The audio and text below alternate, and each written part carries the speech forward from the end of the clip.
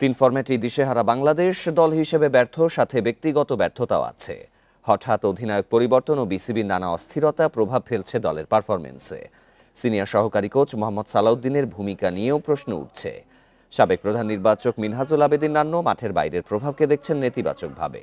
এ বিষয়ে আলোচনা করতে এবার আমাদের সাথে রাজধানীর উত্তরা থেকে যোগ দিচ্ছেন ক্রিকেট বিশ্লেষক এম কায়সার। আপনাকে স্বাগত। বাংলাদেশ ক্রিকেটের বর্তমানে যে একের পর এক ব্যর্থতা, কোন পথে আসলে যাচ্ছে? ব্যর্থতা কাটিয়ে ওঠার তো একমাত্র উপায়টা হলো যে মাঠে আপনাকে ভালো পারফরমেন্স করতে হবে। ক্রিকেটাররা যদি মাঠে ভালো পারফরমেন্স করতে পারেন, দল যদি ভালো পারফরমেন্স করতে পারে, দল যদি জেতা শুরু করে দেয়, তাহলে দেখবেন যে আপনি বাহ্যিক যে সমস্যাগুলো রয়েছে সেই সমস্যাগুলো হয়তো কেটে যেতে পারে। কিন্তু সব মিলিয়ে আপনি তিন ফরম্যাটে বাংলাদেশ দল খুব একটা যে স্বস্তিকর এবং ভালো পর্যায়ে নেই সেটা বোঝা যাচ্ছে দলের সাম্প্রতিক ব্যর্থতা দেখে। এবং তিন ফরম্যাটে কিন্তু দল এমন কোন ক্রিকেট খেলছে না যাতে মনে হতে পারে যে তারা এই ম্যাচটা জিতে যাবে বা জেতার পর্যায়ে রয়েছে। বেশি দূর যাবো না, উদাহরণ হিসেবে যদি আপনি সর্বশেষ ওয়ানডের কথাই ধরুন, দেখুন আপনি 244 রান চেস করতে গিয়ে বাংলাদেশ দলের শুরুটা চমৎকার হয়েছিল। 100 রানে মাত্র একটি উইকেট ছিল, তাও 17-18 ওভারের সময়। ঠিক তখন থেকে পতনের শুরু হয়েছে এবং মাত্র 5 রানের ব্যবধানে 7টি উইকেট পড়ে গিয়েছে। তো এই যে কলাপসটা বোঝা যাচ্ছে যে বাংলাদেশ দলের হয়ে যে আপনি কেউ একজন দায়িত্ব নিয়ে শেষ পর্যন্ত ব্যাট করবেন সেটা করতে পারছেন না। এবং প্রায় সবগুলো ম্যাচে বাংলাদেশ একই কায়দায় কিন্তু আপনি দেখবেন যে ম্যাচগুলো হারছে। ম্যাক্সিমাম ম্যাচে কিন্তু বাংলাদেশ হারছে। তার মূল কারণটা হলো যে ব্যাটিং ব্যর্থতা। যে ব্যাটাররা 1 থেকে 5 নম্বর পর্যন্ত যে ব্যাটার যারা রয়েছেন তাদের মূল কাজটাই ব্যাটিং করাটা, তারাই আপনার এই দায়িত্বটুকু ভালো মতো পালন করতে পারছেন না। তো আমার কাছে মনে হচ্ছে যে বাংলাদেশ দল সব মিলিয়ে তিন ফরম্যাটে এখন খুব একটা ক্রুশিয়াল এবং জাংচার সময়টা কাটাচ্ছে। যে সময়টায় বেরিয়ে আসার একটা মাত্র উপায়টা হলো ভালো পারফরমেন্স করা, মাঠে জিততে শুরু করা। আপনি যতদিন না পর্যন্ত আপনি মাঠে জিততে শুরু করবেন এবং ম্যাচ আপনি ক্লোজ ম্যাচগুলা জিততে শুরু করবেন, তখন দেখবেন যে হয়তো বাদ বাকি যে মাঠের বাইরে, আমি শুনছিলাম আপনার রিপোর্টটা, মাঠের বাইরে যে সমস্যাগুলো রয়েছে সেই সমস্যাগুলো হয়তো তখন ওয়াইপ আউট হয়ে যাবে। প্রথম এবং একমাত্র শর্ত হলো মাঠে আপনাকে ম্যাচগুলো জিততে হবে। আচ্ছা, মাঠে পারফর্ম করার পাশাপাশি প্রশাসনের যে বর্তমানে অবস্থা, তারা কি আসলে কোনোভাবে ব্যর্থ, বা তাদের অস্থিরতার প্রভাব কি মাঠের মধ্যে প্রত্যক্ষভাবে পড়ছে?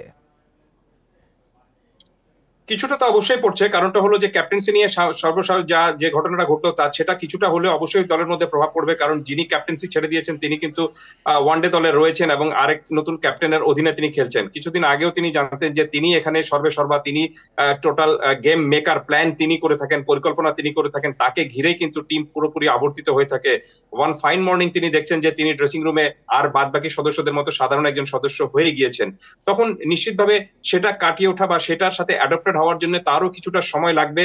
এবং বাংলাদেশ দলে এটি নতুন ঘটনা না, এর আগেও আমরা যে দেখেছি সেখানে এই ধরনের সিচুয়েশন তৈরি হয়েছে। যখনই একজন ক্যাপ্টেন থেকে সরে দাঁড়ান অথবা তাকে ক্যাপ্টেন্সি থেকে সরিয়ে দেওয়া হয় এবং নতুন ক্যাপ্টেন আসেন, তখন সার্বিক পরিস্থিতি নিয়ন্ত্রণ করতে কিছুটা সময় একটু লাগে। তবে আমি একটা জিনিস একটু অবাক হয়েছি, তাতে এই ধরনের সিচুয়েশন এই কিছুটা হলেও আপনার টিম ম্যানেজমেন্টে যারা রয়েছেন তারা কিন্তু একটু আগে থেকে ঠাউর করাটা তাদের উচিত। তারা কিন্তু একটু আগে থেকে টের পেয়ে যাবেন বা তখন এই সমস্যাটা যাতে না সামনে বাড়ে সেটা ওয়াইপ আউট করার তারা চেষ্টাটুকু করবেন। কিন্তু দেখে মনে হচ্ছে যে টিম ম্যানেজমেন্টের পার্টে যারা রয়েছেন তারা এই সমস্যাটার সমাধানের জন্য যেরকম ভাবে একটা আপনার ডিপ্লোম্যাটিকলি একটা চেষ্টা করা উচিত বা একটু ইন্টেলিজেন্সি নিয়ে চেষ্টা করাটা উচিত, সেই চেষ্টাটুকু তাদের মধ্যে দেখা যাচ্ছে না। বেশি দূর যাবো না, ছোট্ট উদাহরণ দেই। বাংলাদেশ দল প্রথম ম্যাচে হেরেছে 3 ওয়ানডের মধ্যে। কালকে তাদের দ্বিতীয় ম্যাচ, এই ম্যাচে যদি তারা ফিরতে না পারে তাহলে সিরিজ তাদের হারিয়ে ফেলবে। ঠিক এই মুহূর্তে, এই ক্রুশিয়াল মুহূর্তে দলের সঙ্গে কিন্তু কোচ নেই। কেন নেই, কি কারণে নেই, সেটার কোনো ব্যাখ্যা নেই। হতেই পারে কোচ চলে যেতে পারেন, কিন্তু সেটার একটা প্রপার ব্যাখ্যা থাকতে হবে টিম ম্যানেজমেন্টের কাছ থেকে অথবা ক্রিকেট বোর্ডের কাছ থেকে, যেটা আমরা কিন্তু এখন পর্যন্ত পাইনি। নিশ্চয়ই এই বিষয়টি আসলে খুবই উদ্বেগের। আরেকটি বিষয় একটু জানতে চাই, প্রথম ম্যাচে আসলে ব্যাটারদের তো আসলে ভালো শুরুর পরও তারা শেষ করতে পারলো না। দ্বিতীয় ম্যাচে স্কোয়াডের দিকে আপনি আসলে কোন পরিবর্তন কি দরকার, বা আসলে মিডল অর্ডার বা কোন জায়গায় আসলে মূল উন্নতিটা করলে দ্বিতীয় ম্যাচে প্রতিদ্বন্দ্বিতা হোক বা ম্যাচটি বাংলাদেশ জিতে সিরিজে সমতা আনতে পারে? কোন স্কোয়াড দিয়ে বাংলাদেশ খেলবে সেটা তো বাংলাদেশ দল ঘোষণা না হওয়া পর্যন্ত চূড়ান্ত করে বলা যাবে না। তবে একটা জিনিস যোগ করি, সেটি হলো যে প্রথম ম্যাচে রিশাদ হোসেন স্পিনার, তিনি যদি আপনার জ্বরে না ভুগতেন বা একটু অসুস্থ না হতেন তাহলে নিশ্চিতভাবে তিনি খেলতেন। তো আমরা যতদূর দেখেছি যে তিনি আজকে প্র্যাকটিস করেছেন, দ্যাট মিনস তিনি আজকে প্র্যাকটিস করেছেন, দেখে মনে হচ্ছে যে তিনি একাদশে অবশ্যই আসবেন।